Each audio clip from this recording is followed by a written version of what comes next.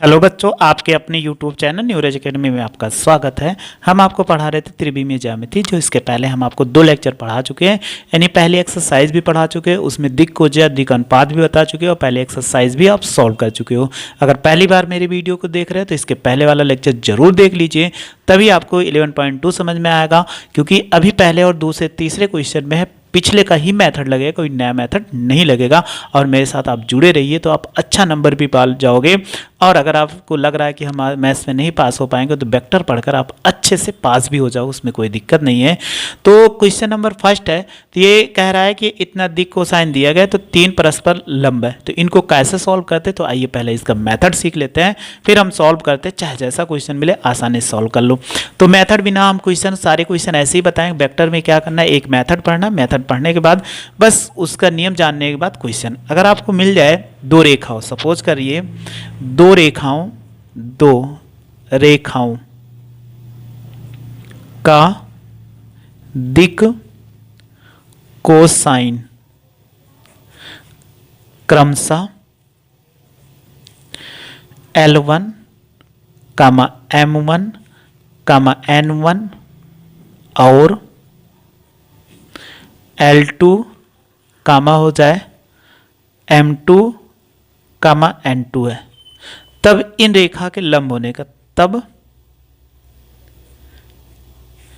इन रेखा के लंब होने का प्रतिबंध, मतलब सूत्र।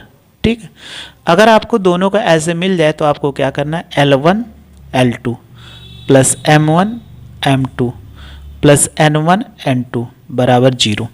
अगर आपको 2 रेखाएं दी गई, अगर दोनों का आपसे कह दिया जाए कि इनका हमें दिया गया है कि दिक् कोज्या दिक् कोसाइन, तो आप L1 के साथ L1 L2 M1 M2 N1 N2 के साथ गुणा करा दो। अगर 0 आ जाए तो वह परस्पर क्या है, लंब है। ठीक, दूसरा, अगर आपको सेम ऐसे मिल जाए कि इसी का दूसरा, यदि किसी, चाहे 2 रेखा, किसी 2 रेखा का दिक्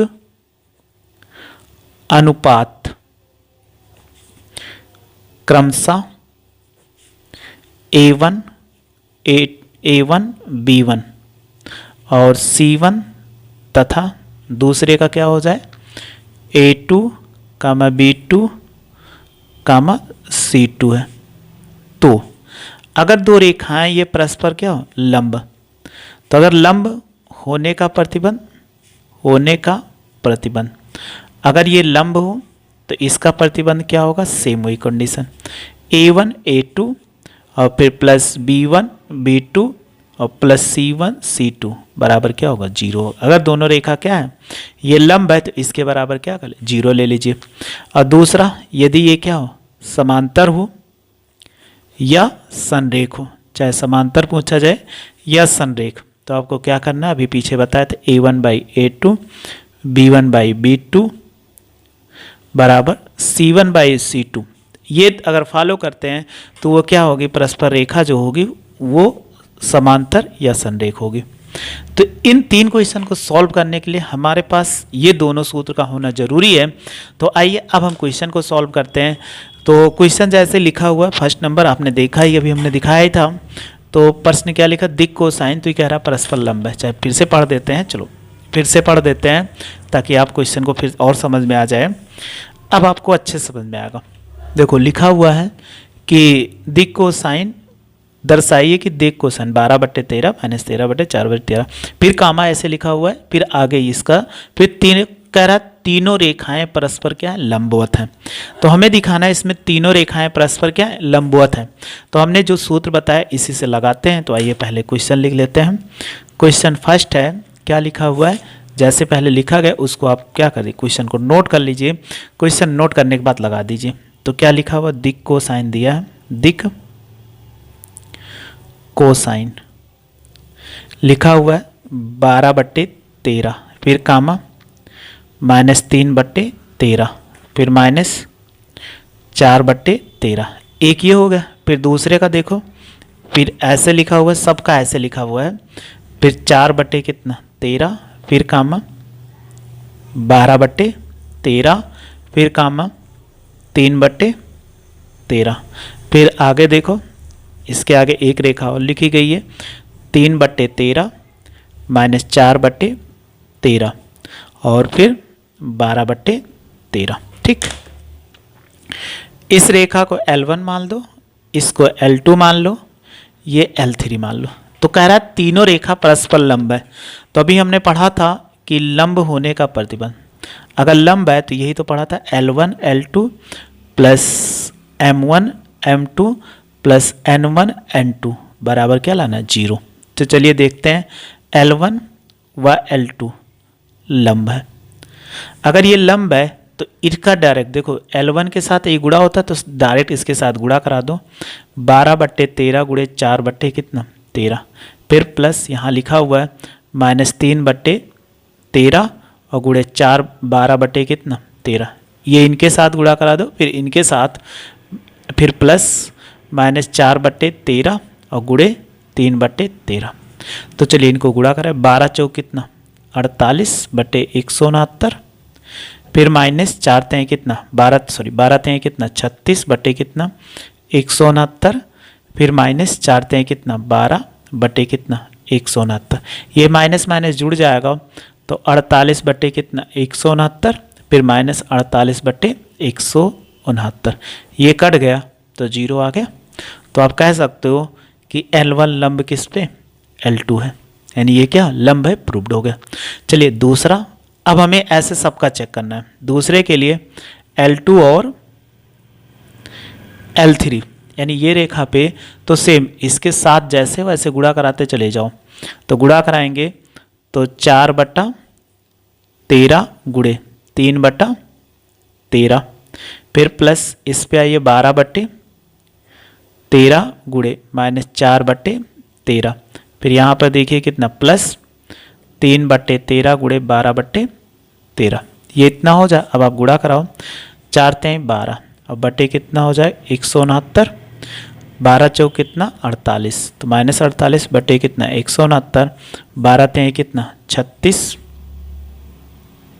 प्लस 36 और बटे कितना 169।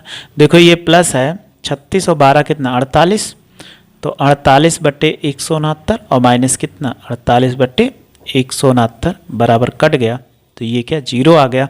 तो आप फिर लिख सकते हो ना L2 लंब किस पे, L3 पर। ये दोनों क्या है, लंब है, लेकिन हमें दो नहीं कहा गया था। ठीक है, तो अब हमें तीसरे पे पूछा गया था, तीसरा L3 और L1 के लिए।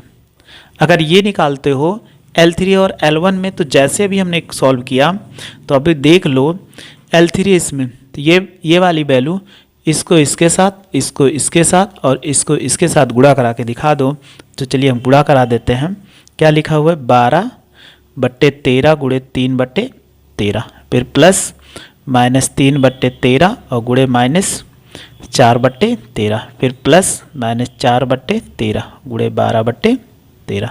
चलो गुणा कराओ, तो ये 12 तें कितना होगा 36/169, माइनस माइनस प्लस, तो 4 तें 12 बटे कितना 169 हो जाएगा।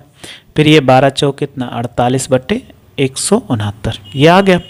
अब आप देखो इसको जोड़ेंगे तो कितना होगा, अब 36 12 48/169, फिर माइनस कितना 169 और ये कट गया, बराबर कितना आ गया 0 आ गया।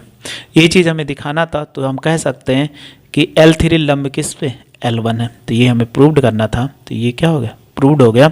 तो कोई भी क्वेश्चन मिलता है तो आप बस ध्यान दीजिए, अगर आपको दिक कोज्या दी गई है, दिक कोसाइन, तो आपको L1 L2 plus M1 M2 plus N1 N2 बराबर 0 दिखा दो, तो वो क्या हो जाएगी, परस्पर रेखाएं लंब हो जाएंगी। अगला देखिए 2 नंबर कह रहा है, दर्शाइए कि बिंदु 1 -1 2 3 4 -2 से होकर जाने वाली तथा रेखा 0 3 2 और 3 5 6 में जाने वाली रेखा क्या लंब है। तो यहाँ बिंदु दिया गया है, यहाँ दिक अनुपात न दो दिक कोज्या दिया गया है। तो आप क्या करो, इसका सबसे पहले सॉल्व करने से इनका दिक कोज्या निकाल लो। अगर आप दिक कोज्या निकालोगे तो देखो हम निकालते हैं, दूसरा नंबर लिखा हुआ है कितना कि 1, -1, 2 और लिखा गया है फिर 3, 4, कामा -2 का दिक्कोज्या। अगर इसका हम दिक्कोज्या निकालते हैं तो दिक्कोज्या यानी दिक्कोसाइन, तो अभी हमने बताया था 3 -1 फिर 4 घटाते तो माइनस माइनस क्या +1 हो जाएगा और -2 और ये कितना माइनस हो जाएगा। अगर आप घटाएंगे 3 में से 1 गया 2, 4 1 5 हो जाएगा और -4 आ गया। ये वैल्यू किसका काम करता है, A1 B1 और C1 हो जाएगा इसका। फिर दूसरा निकालो, जो दूसरा बिंदु दिया गया कि 0, 3, 2 और फिर बात कर रहा है कि 3, 5, 6 का दिक कोज्जन है, दिक अनुपात लिखना था यहाँ, दिक अनुपात निकालें। तो अगर इसका हम दिक अनुपात निकालते तो कितना हो जाएगा, तो निकाले थे बताए थे 3 माइनस इसको घटाओगे 3 -0 फिर कामा 5 -3 फिर 6 -2 घटाइए 3 हो जाएगा। 5 में से 3 घटा दो तो 2 आ जाएगा और इसमें से घटाओगे 4 आ गया। ये क्या हो जाए A2 B2 और C2। तो अगर हमने बताया था अभी लंब होने का प्रतिबंध क्या था, लंब होने का प्रतिबंध, प्रतिबंध लिखा हुआ है। तो क्या होता है A1 A2 plus B1 B2 और प्लस C1 C2 बराबर 0। तो देखो A1 है तो इनको इससे गुणा कराओ, 3 गुणे कितना 2, फिर प्लस B1 B2 तो ये B1 और ये B2 तो 5 गुणे कितना 2 हो जाएगा। फिर इस पे आ जाइए -4 और गुणे कितना 4, सॉल्व कर लो 3 दूनी 6 और ये 5 दूनी 10, 4 चौक 16। अब घटाओगे 10 6 16 यानी 16 - 16 बराबर 0। तो आ गया, अर्थात क्या है, दो रेखाएं यानी दोनों रेखा परस्पर लंब है। तो अभी हमने पीछे शुरू में आपको बताया था इस मेथड के क्वेश्चन आपको मिलते हैं तो कैसे आप सॉल्व करेंगे, तो आपको ये समझ में आ चुका होगा लंब लेने के लिए। तो लंब अगर दिया गया तो A1 B1। चलिए क्वेश्चन नंबर ऐसे भी 3 है लेकिन वहाँ पर क्या करना है, आपको समांतर दिखाना है। तो इनको कैसे दिखाएं वो भी आपको मेथड बता दूँ अभी पहले। तो पहले आपको देखो दर्शाइए कि बिंदु 4, 7, 8, 2, 3, 4 से होकर जाने वाली रेखा बिंदु -1, -2 और 1 और 1, 2, 5 से जाने वाली रेखा के क्या है, समांतर है। तो समांतर जब दिया गया तो दोनों बिंदुओं का फिर से आप वही प्रोसेस अप्लाई करिए जैसे अभी हमने किया था। तो दोनों बिंदु का सबसे पहले दिक् अनुपात निकालिए। तो निकालिए बिंदु 4, 7, 8 और फिर कह रहा है 2, 3, 4 का दिक् अनुपात। जब दिक् अनुपात तो दोनों में से घटाएंगे तो 2 - 4, 3 - 7 और 4 - कितना 8 हो जाएगा। अगर आप घटाइए तो 4 में से 2 जाएगा -2, ये हो जाएगा -4 और ये -4 निकला है, कुछ करना नहीं था इतना। फिर आप दूसरा निकालो, फिर इसके बाद दिया गया कितना कि -1 -2 और 1, तो -1 -2 1 और फिर कह रहा है दूसरा इसी पे लिखा गया है कि 1, 2, 5 का दिक् अनुपात। इसका भी दिक् अनुपात निकालो। जब दिक् अनुपात निकालेंगे तो कितना हो जाए, इसका भी। तो दिक् अनुपात निकालोगे तो देखो ये कितना 1 और यहाँ पर माइनस है तो माइनस क्या प्लस हो जाए, क्योंकि अभी बताए थे x2 - x1 y2 - y1 और z2 क्या होता है z1 होता है, ये आपको बताए थे। तो ये माइनस है, माइनस प्लस, फिर देखिए 2 और माइनस +2 हो जाएगा 5 और -1, 1 1 2 2 2 4 और ये 4 हो गया। ठीक, इतना आ गया। अब आप सबका क्या कर दो, इसी को तो हमने कहा था कि A1 B1 C1 और ये क्या होगा A2 B2 और C2। तो अगर आपको मालूम हो तो संरेख होने के प्रतिबंध या समांतर होने के प्रतिबंध से, समांतर होने के प्रतिबंध से, तो प्रतिबंध क्या कहता है कि A1/A2 बराबर B1/B2 बराबर C1/C2। अगर आपको मिल गए तो ये रेखाएं कैसी होंगी, परस्पर जो होंगी वो समांतर होंगी। तो देखिए यहाँ पर वैल्यू रखिए -2/2 फिर -4/4 फिर बराबर -4/4। तो इसको काट दो तो ये कितना 2 से 2 कट गया, 4 से 4 कट गया 1, तो -1 और -1 ये बराबर आ गया, अर्थात क्या है रेखा समांतर है। ये इसमें कह रहा था कि अगर आ जाता है दोनों बराबर तो उसको हम बोल देंगे समांतर।